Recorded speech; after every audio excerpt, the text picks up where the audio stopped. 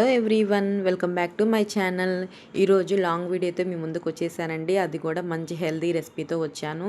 అదేంటంటే ఉలవ మొలకలు ఆకుకూరతో బిర్యానీ చేస్తున్నాను. దానికోసం మెయిన్గా ఏమేం కావాలో ఇంగ్రీడియంట్స్ వచ్చేసి మీకు చెప్తాను నేను.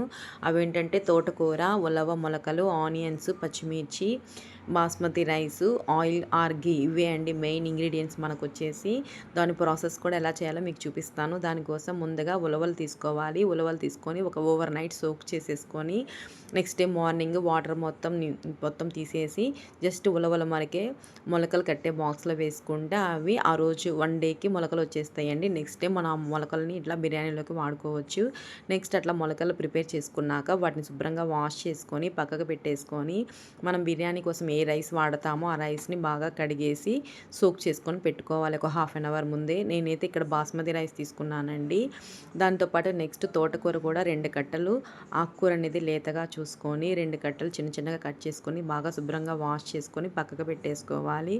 నెక్స్ట్ దానితో పాటు ఇట్లా కడాయి తీసుకొని అందులో ఆయిల్ కానీ ఘీ కానీ ఏది అవైలబుల్గా ఉంటే అది వేసేసుకొని దాంట్లో కొంచెం జీలకర్ర, లవంగాలు, ఇలాచి, దాల్చిన చెక్క, 2 బిర్యానీ ఆకులు, ఒక జాపత్రి, మరాఠీ మొగ్గ వేసేసుకొని దాంతోపాటు ఆనియన్స్, పచ్చిమిర్చి, కరివేపాకు కూడా వేసుకొని బాగా మగ్గిపోయాక 1 స్పూన్ అల్లం వెల్లుల్లి పేస్ట్ వేసుకొని అది కూడా పచ్చివాసన పోయి బాగా వేగాక దాంట్లో ముందుగా కట్ చేసి పెట్టుకున్న తోటకూర ఆకుల్ని యాడ్ చేసుకోవాలండి. తోటకూర ఆకులు అనేది చిన్నగా కట్ చేసుకొని ఓన్లీ ఆ లీవ్స్ వరకే కట్ చేసుకోవాలి, కాడలు వేయకూడదు. కట్ చేసుకొని వేసుకున్నాక ఒక 10 to 15 మినిట్స్ బాగా ఇట్లా నూనెలో మగ్గనివ్వాలండి. దానివల్ల మగ్గితే ఈ తోటకూర అనేది బాగా ఉడికిపోతుంది. నెక్స్ట్ ఉడికిపోయాక అందులో ఈ ఉలవ మొలకలు యాడ్ చేసుకోవాలి. ఇవైతే శుభ్రంగా కడిగి యాడ్ చేసుకోండి. జస్ట్ ఒక 5 to 7 మినిట్స్ బాగా తిప్పేసామంటే ఈ విధంగా ఉలవ మొలకలు అనేవి సాఫ్ట్ అయిపోతాయి. ప్లస్ తినేటప్పుడు కూడా చాలా టేస్టీగా ఉంటాయి. ఈ మొలకలు మనకి పంట కింద తగులుతూ చాలా బాగుంటాయి. ఇలా 5 to 10 మినిట్స్ బాగా మిక్స్ చేసుకున్నాక ఉలవ మొలకలు అనేవి దాంట్లోంచి కొంచెం లైట్గా వాటర్ రిలీజ్ అవుతుంది. ఆ వాటర్ కూడా ఇంకిపోయేలాగా బాగా ఉడికించుకోవాలి మనము. ఈ విధంగా నేను చూపిస్తున్నాను కదా వీడియోలో, ఆ విధంగా బాగా ఉడికించుకోవాలి. నెక్స్ట్ దాంట్లో కొంచెం గరం మసాలా, కొంచెం ధనియాల పొడి యాడ్ చేసేసుకొని బాగా మిక్స్ చేసుకోవాలి. ఈ ధనియాల పొడి అనేది యాడ్ చేయడం వల్ల కొంచెం ఈ బిర్యానీకి, ఈ ఉలవ మొలకల బిర్యానీ దానికి ఆ మసాలా పట్టుకోవడం వల్ల ఆ ఫ్లేవర్ మనకి బిర్యానీ తినేటప్పుడు తెలుస్తుంది.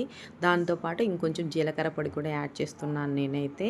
జీలకర్ర పొడి అనేది ప్రతి దాంట్లో యాడ్ చేస్తానండి. ఇదైతే ఆప్షనల్, మీ ఇష్టం, మీ రుచికి తగ్గట్టు వాడుకోవాలంటే వాడుకోవచ్చు, లేదంటే స్కిప్ చేసేయండి. నెక్స్ట్ యాడ్ చేశాక ఒక 2-3 మినిట్స్ దాన్ని అలాగే కుక్ చేసేసుకొని బాగా కలుపుకోవాలండి ఈ విధంగా. నెక్స్ట్ దాంట్లో ముందుగా మనం సోక్ చేసి పెట్టుకున్నాం కదా బిర్యానీ రైస్ అనేవి వేసేసుకోవాలి. నేనైతే ఇక్కడ బాస్మతి రైస్ వాడానండి. 2 గ్లాసెస్ ఆఫ్ బాస్మతి రైస్ వాడాను. ఈ బాస్మతి రైస్ ప్లేస్లో సోనా మసూరి రైస్ కూడా ఏవి అవైలబుల్గా ఉంటాయి అవి అయితే వాడుకోవచ్చు.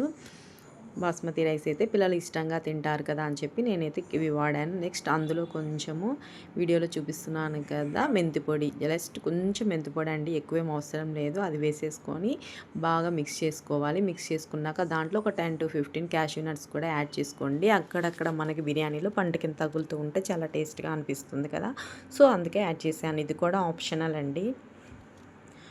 అవి యాడ్ చేశాక కొంచెం బాగా మిక్స్ చేసుకుంటే మనం ముందుగా వాటర్ వేసామంటే మటుకి రైస్ అనేది అంత టేస్ట్ ఉండదండి. ముందు రైస్ వేసి 2 మినిట్స్ బాగా ఆ నెయ్యి, మనం నెయ్యితో చేస్తున్నాం కదా, ఆ నెయ్యితో కొంచెం మిక్స్ అయితే బియ్యం అనేది మనకి టేస్టీగా ఉంటుంది, అన్నం అనేది. నెక్స్ట్ మనం ఎన్ని రైస్ వేసుకున్నామో దానికి తగ్గట్టుగా క్వాంటిటీ 1 గ్లాస్ బాస్మతి రైస్కి 1.5 గ్లాస్ వాటర్ యాడ్ చేశానండి నేనైతే. మొత్తం టోటల్గా 3 గ్లాసెస్ వాటర్ యాడ్ చేసేసుకొని దాంట్లో వాటర్ మరిగేటప్పుడు కొంచెము లెమన్ పిండి వేసుకొని కుక్కర్ విజిల్ 1 విజిల్ పెట్టుకుంటే సరిపోతుందండి. మొత్తం స్టీమ్ పోయాక మనం కొత్తిమీర చల్లేసుకుంటే సరిపోతుంది. దాంతోపాటు నెక్స్ట్ పక్కన నేను మనకి ఈ ఉలవ మొలకల బిర్యానీకి కాంబినేషన్గా రైతా చేస్తున్నానండి. దానికోసం ఇలా పెరుగు తీసుకొని, ఫ్రెష్ పెరుగు తీసుకోండి, దాన్ని బాగా ఇట్లా సాఫ్ట్గా చేసేసి అందులో ఆనియన్స్, పచ్చిమిర్చి అయితే కొంచెం ఎక్కువ ఉంటే బాగుంటుంది, కానీ ఏమంటే పిల్లలకి ఇబ్బంది అవుద్దని చెప్పి నేను లైట్గా వేసాను. వేసేసి ఇంకా కలిపేసి పక్కకు పెట్టేసానండి. నెక్స్ట్ ఈ మన బిర్యానీ కూడా రెడీ అయిపోయింది. 1 విజిల్ పెట్టుకుంటే చాలు. చూడండి ఎంత కలర్‌ఫుల్‌గా ఉందో మన రైస్ అయితే. దాంట్లో కొంచెం కొత్తిమీర యాడ్ చేసేసుకొని లాస్ట్‌లో మనం ముందుగా కలిపి పెట్టుకున్నాం కదా రైతా అనేది, దాంట్లో కూడా కొత్తిమీర యాడ్ చేస్తున్నాను నేను. యాడ్ చేసేసి బాగా మిక్స్ చేసి టేస్ట్‌కి సరిపడా సాల్ట్ వేస్తే చాలు. అంతే, ఎంతో టేస్టీగా ఉండే ఉలవ మొలకల బిర్యానీ రెడీ. నచ్చితే